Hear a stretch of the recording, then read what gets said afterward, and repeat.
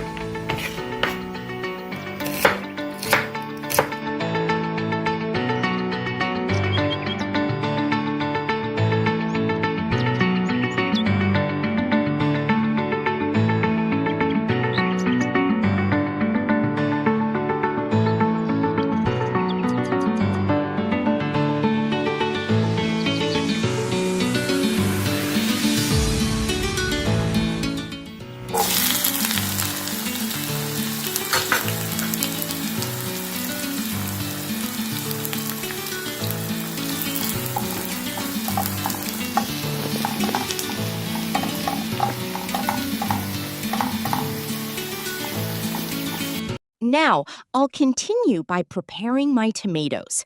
I'm washing them first, then carefully chopping them into small pieces. Once I'm done with the tomatoes, I'll move on to my red onions. I'll wash them, place them on my chopping board, and carefully chop them into small pieces as well. And there we have it!